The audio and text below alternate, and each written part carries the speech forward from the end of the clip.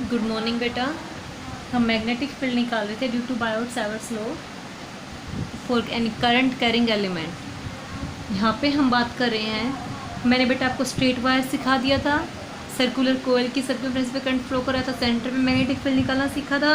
अब हम करेंगे magnetic field at a point on the axis of a circular coil carrying current. किसी circular coil के में करंट अगर क्या कर रहा है, फ्लो कर रहा है, ये हमने क्या कंसिडर कर लिया बेटा, कोई भी सर्कुलर कोयल जिसकी सर्क्यूमफ्रेंस पे आई करंट क्या कर रहा है बेटा, फ्लो कर रहा है। क्लियर? इस तरह से एंटी क्लॉकवाइज आई करंट क्या कर रहा है, फ्लो कर रहा है। इस सर्कुलर कोयल की रेडियस है ए, इस सर्कुलर कोयल की रेडियस है ए, और इसके एक्सिस के अलोंग, इसके एक्सियल लाइन पे सेंटर से लेट एक्स डिस्टेंस पे पी पॉइंट है। हमें इस पी पॉइंट पे क्या निकालना है, magnetic field. Magnetic field at a point on the axis of circular coil carrying current. This is the circular coil having I current, this is its axis, on axis from centre at a distance a point is P where magnetic field is calculated. हमें P point magnetic field क्या करना है, calculate करना है। देखो बेटा, जब भी आप मैग्नेटिक फील्ड कैलकुलेट करते हो तो हम क्या अप्लाई करते हैं, बायोट-सावर्ट्स लॉ। बायोट-सावर्ट्स लॉ किस लिए लेते हैं, हम स्मॉल करंट कैरिंग एलिमेंट के लिए अप्लाई करेंगे। कंप्लीट के लिए क्या निकाल देंगे, हम उसका इंटीग्रेशन कर देंगे। कहते हैं हम स्मॉल करंट के लिए अप्लाई क्यों कर रहे हैं, क्योंकि फुल के लिए तो हर एक पॉइंट पे क्या अलग अलग डायरेक्शंस हैं। हम छोटे से एलिमेंट का निकाल देंगे और कंप्लीट के लिए क्या कर देंगे, उसका इंटीग्रेशन कर देंगे। कहता है कंप्लीट का एकदम से नहीं निकाल पाते बेटा हम, क्यों, क्योंकि हमारे पास बहुत सारे पैरामीटर चेंज होते हैं। हम एक ऐसा छोटा सा एलिमेंट लेते हैं जिसमें कांस्टेंट टर्म्स के कॉरस्पॉन्डिंग हम मैग्नेटिक फील्ड कैलकुलेट करते हैं। Let this is that small current carrying element. ये हमारे पास क्या, small current carrying element, whose length is dl and current is I। क्या बन गया हमारे पास, ये करंट एलिमेंट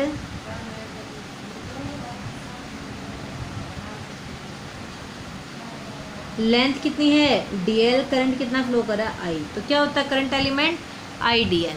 क्लियर बेटा? इस करंट एलिमेंट की करंट P पॉइंट पे मैग्नेटिक फील्ड निकालेंगे। सबसे पहले हम क्या करते हैं बेटा, हम उस करंट एलिमेंट से P पॉइंट का पोजीशन वेक्टर ट्रेस करते हैं। तो मैंने इस करंट एलिमेंट से P पॉइंट का पोजीशन वेक्टर ट्रेस कर दिया। Radius of coil is A, from centre axial line पे डिस्टेंस x। करंट एलिमेंट से P का पोजीशन वेक्टर क्या होता है हमारे पास, R, और इस R की वैल्यू कितनी आ गई बेटा, R is equals to root of a square plus x square. क्या आ गया हमारे पास, ये R root of a square plus x square. हम इसका मैग्नेटिक फील्ड निकालेंगे। एक बार सामने देखते हैं। According to Biot Savart's law, small magnetic field dB due to this current element is mu naught, according to Biot Savart law, dB is equals to mu not upon 4 pi current flowing I, small element dl, इससे distance क्या है, r square, into में sine of theta. Theta is the angle between current element IDL and position vector r। देखो बेटा एक बार सामने, कहता है if radius is very small, अगर इस कोयल की रेडियस बहुत छोटी है तो ये जैसे इसके बहुत क्लोज आ जाएगा। तो यहाँ से यहाँ तक का जो लिया हमने पोजीशन वेक्टर लिया, एक तरह से क्या कहेंगे हम, उस सर्क्यूमफ्रेंस पे क्या हुआ, परपेंडिकुलर। देखो कैसे, जैसे हमने कोई भी करंट कैरिंग एलिमेंट कंसिडर किया है, कहाँ पे करंट फ्लो कर रहा है, सर्क्यूमफ्रेंस पे। हमने सर्क्यूमफ्रेंस के अलोंग एक छोटा सा एलिमेंट लिया, जैसे ये कोई भी कोयल है, इसका मैंने एक छोटा सा एलिमेंट क्या कर लिया बेटा, कंसिडर कर दिया। ठीक है, इस डायरेक्शन में करंट क्या कर रहा है, फ्लो कर रहा है। आइडियल हो गया हमारे पास। हम सेंट्रल से जो एक्सियल लाइन, इस एक्सियल लाइन पे इस पॉइंट पे क्या निकाले, मैग्नेटिक फील्ड। तो यहाँ से अगर मैं इसका पोजीशन वेक्टर लूँ, एक मिनट बेटा, यहाँ से अगर मैं इसका पोजीशन वेक्टर लूँ तो इस P पॉइंट से करंट एलिमेंट का ये डिस्टेंस होगा ना बेटा हमारे पास, ये डिस्टेंस होगा एक तरह से, इसमें यहाँ पे दिखाना चाहूँ तो एक तरह से ये डिस्टेंस होगा ना हमारा, ये डिस्टेंस होगा।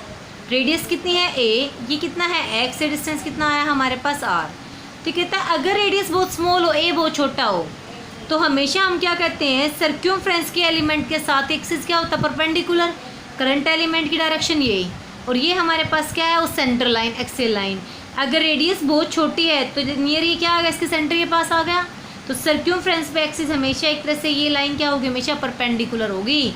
तो इस डी एल और आर के बीच में एंगल कितना हो गया यहाँ पे 90 डिग्री। कितना एंगल आ गया दोनों के बीच में, 90 डिग्री। रिपीट कर रही हूँ, एक्चुअल में ये था आपके पास आर, यहाँ पे दिखाया मैंने, ये आपके पास क्या था बेटा, आर था, ये हमारा आर था, और ये हमारे पास क्या है, एक्सिस की रेडियस। कहता है अगर हमारा रेडियस बिल्कुल स्मॉल हो जाए, रेडियस क्या हो जाए, बिल्कुल स्मॉल, तो एक तरह से ये वेक्टर दोनों पैरेलल, और ये हमारा क्या है, इस आइडियल की डायरेक्शन क्या, करंट के अलोंग। इधर डायरेक्शन आइडियल की, ये डायरेक्शन है, तो उसके ऊपर ये आइडियल की डायरेक्शन और ये करंट। आइडियल इधर बेटा हमारा सर्कमफ्रेंस के अलोंग, और ये पोजीशन वेक्टर, तो थीटा कितना होगा दोनों के बीच में, 90 डिग्री। क्लियर बेटा। तो मैं क्या कहूँ, theta angle between current element, theta angle between current element at position vector is 90। अब हम देखेंगे इसकी डायरेक्शन डीबी की। ये कहता है according to right hand thumb rule magnetic field is perpendicular to the plane containing current element. Magnetic field क्या होता है, उस प्लेन पे परपेंडिकुलर होता है जिसमें वो करंट एलिमेंट है। तो ये हमारे पास मैग्नेटिक फील्ड पोजीशन वेक्टर इसके प्लेन पे क्या होगा, परपेंडिकुलर। तो यहाँ पे हमने लेट क्या कंसिडर कर लिया, डीबी। क्या कंसिडर कर दिया बेटा हमने, dB. This point is P, let this is क्या मान लिया हमने, ई। क्लियर बेटा। अगर मैं एंगल देखूँ, if this angle is theta, या फाई ले लो बेटा, थीटा बोलिए, if this angle is phi then this angle is also phi. अगर ये एंगल फाई है तो ये भी क्या होगा हमारे पास, फाई होगा, पी पॉइंट वाला एंगल पी। ये एंगल भी कितना होगा हमारे पास, फाई। तो डी बी के दो कंपोनेंट हो गए, along phi D B cos phi, और सिर्फ perpendicular D B sine phi. Clear बेटा सभी का। फिर से रिपीट कर रही हूँ मैं, डी बी की डायरेक्शन पी ई के अलोंग क्यों आई है, क्योंकि पी ई जो डी बी है पी के अलोंग, वो पोजीशन वेक्टर करंट एलिमेंट के प्लेन पे क्या है, एक तरह से परपेंडिकुलर है according to right hand thumb rule. अगर ये हमारे पास क्या कर रहा है, करंट फ्लो कर रहा है, तो थंब के अलोंग क्या होगा, मैग्नेटिक फील्ड होगा। नियरली क्या लिया हमने, परपेंडिकुलर लिया है। If theta is very small then phi is, radius is very small then phi is 0, then this phi is 0, तो क्या आ जाता है हमारे पास, प्लेन पे परपेंडिकुलर। या आप यहाँ से भी कह सकते हो, according to Biot Savart's law D B is equals to mu not upon 4 pi I D L cross vector R. जो डी एल एलिमेंट है डिस्प्लेसमेंट वेक्टर, और आर के प्लेन पे डी बी क्या है, परपेंडिकुलर। इनके प्लेन पे D B क्या होगा बेटा, perpendicular. If this angle is phi, this is also phi, then component of D B is D B cos phi and here D B sine phi. ऐसे ऐसे current element बेटा पूरी coil में है, तो एक स्मॉल करंट एलिमेंट यहाँ पे भी होगा, इसका होगा ना, जिसके कारण अगर मैं मैग्नेटिक फील्ड लूँ तो हमारा इस डायरेक्शन में आ जाएगा। This angle is also phi, this is phi, तो इस करंट एलिमेंट के कारण मैग्नेटिक फील्ड यहाँ पे होगा, इसकी प्लेन पे perpendicular, that is D B. This angle is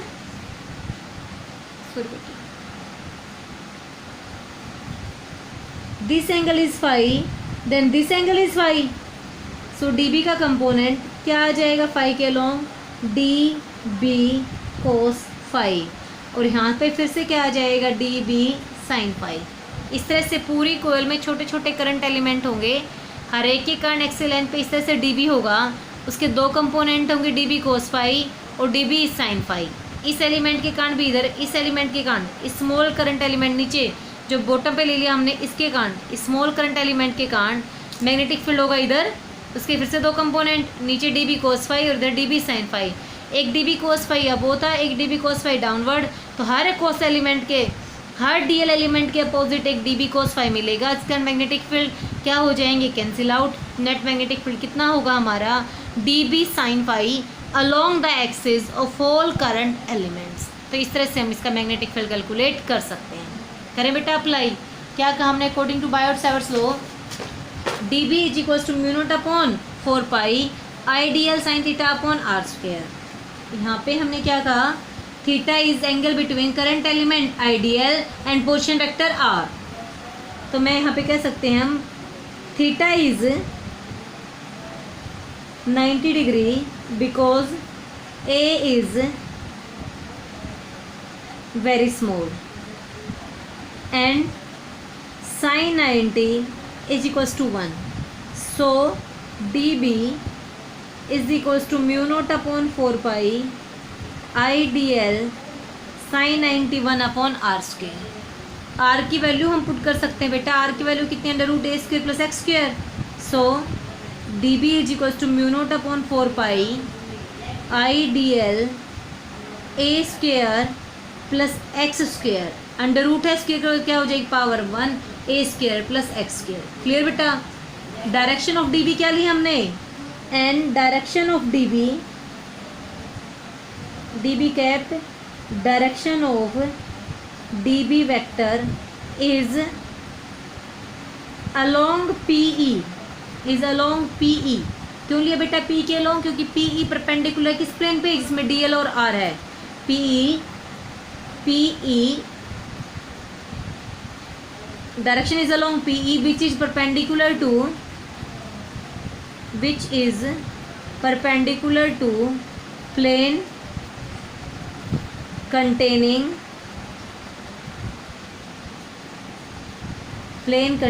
dl vector and position vector r.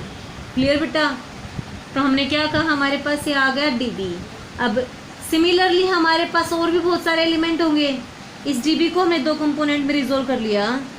Resolve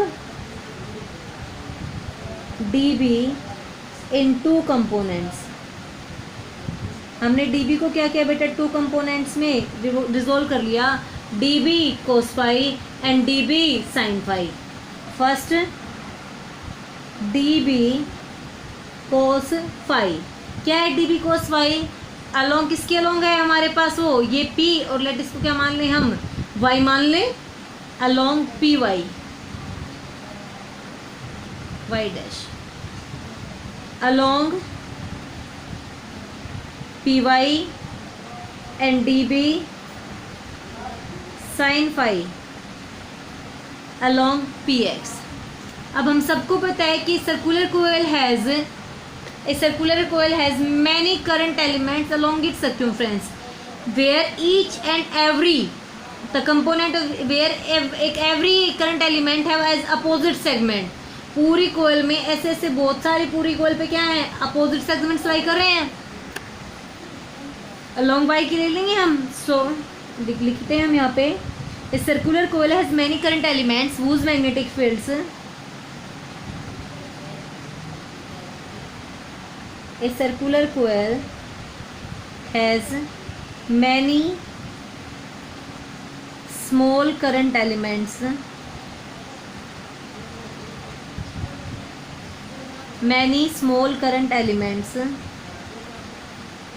whose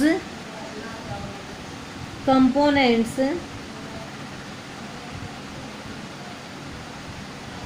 along y-axis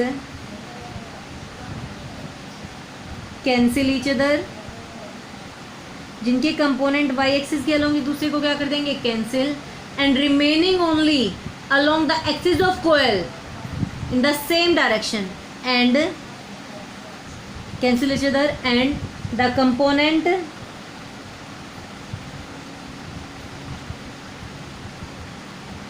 along x-axis has same direction add into one another.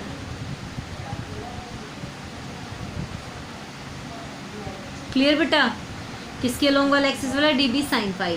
तो क्या कहें हम, total magnetic field B is equals to integration of dB sine phi. Y axis पे component क्या है हमारे पास, X axis के अलोंग dB साइन फाई ऐसे सभी के कारण होंगे.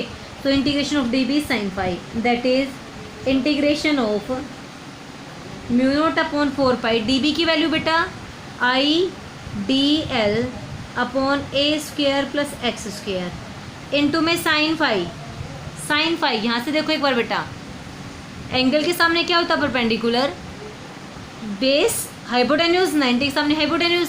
तो साइन फाई क्या होगा, perpendicular upon hypotenuse that is A upon are.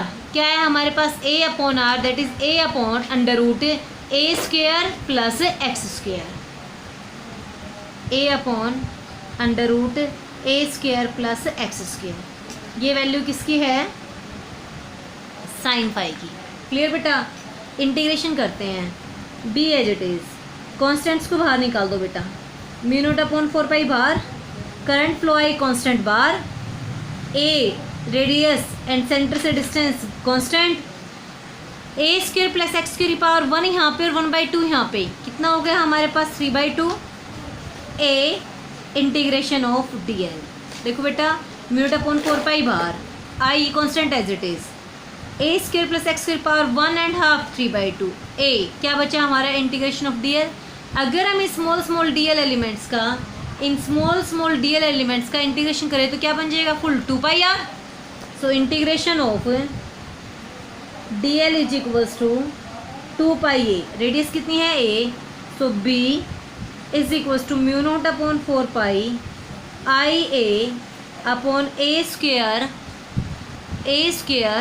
Plus x square की पावर 3/2 इंटू में 2 pi a. So B magnetic field due to circular coil on it axial line is mu not upon 4 pi I A into A square upon A square plus x square to power 3/2 into में 2 पाई। ये क्या आ गया हमारे पास? Magnetic field आ गया। कहाँ पे आया? उस कोयल की एक्सियल लाइन पे at any point P from centre distance x। तो इस तरह से बेटा हमने ये निकाल लिया। अब हम करेंगे इसके स्पेशल केसेस। क्या है magnetic field B on axial line at distance x from centre.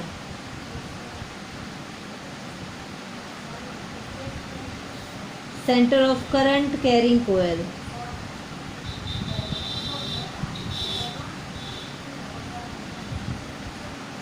B is equals to, याद रखना बेटा ये फॉर्मूला भी आपको, mu not upon 4 pi I A square upon A square plus x square is power 3/2 into में coil है तो angle होगा फुल कोयल के लिए 2 पाई। अब हम करेंगे इसके स्पेशल केसेस।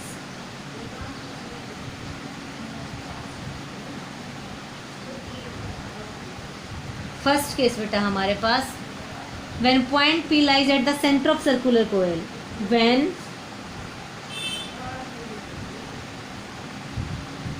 point P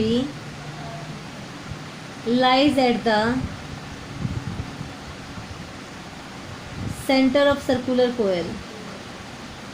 देखो बेटा एक बार, अगर ये P पॉइंट सेंटर पे आ जाएगा तो x क्या हो जाएगा? 0। अगर ये P पॉइंट सेंटर पे आ जाएगा तो x क्या हो जाएगा? 0। x is equal to 0। अगर x 0 हो गया यहाँ पे तो क्या बचा? सिर्फ ए स्क्वायर की power 3/2, that is A cube से स्क्वायर की 2 पावर कैंसिल, तो क्या बचेगा? Mu not upon 4 pi I upon A into में 2 पाई। क्या है हमारे पास? b is equal to mu not upon 4 pi I A square upon A square is power 3/2 into में 2 pi. b is equals to mu not upon 4 pi A square की power 3/2, a cube से 2 power cancel, I by a into में 2 pi. If coil has n turns,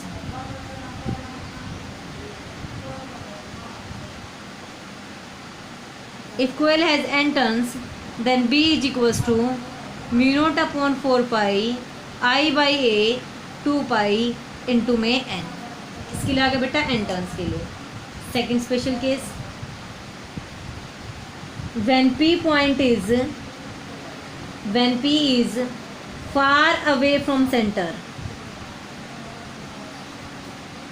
अगर P point centre से बहुत दूर है, फिर बेटा that is when x is greater than a। अगर x a से बहुत बड़ा है, अगर x a से बहुत बड़ा है तो a को क्या कर देंगे? नेगलेक्ट। हम a स्क्वायर को क्या कर देंगे यहाँ से? Neglect. A square can be neglect, then B is equal to, put करवा दो बेटा, म्यू नॉट अपॉन 4 आई। ये ए स्क्वायर नेगलेक्ट नहीं करना, ए स्क्वायर एच पावर 3/2 ये ए स्क्वायर नेगलेक्ट करना है, that is upon x square 3/2 into में 2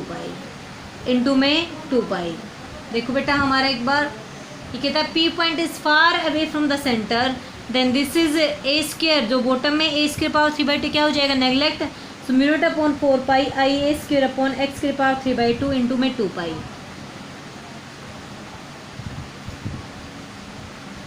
पाई ए स्क्वायर क्या होगा, area of coil, area of coil put कर दें हम, then B is equal to mu not upon 4 I, pi a square क्या बन गया एरिया, इंटू में पाई अपॉन एक्स की पावर 3/2 एक्स क्यूब। क्लियर बेटा। अगर ऐसे ऐसे हमारे पास, अगर हमारे पास ऐसे ऐसे एन टर्न हो, कितने टर्न्स हो हमारे पास, एन टर्न, तो इंटू में क्या आ जाएगा हमारे पास n, 4 if coil has n turn.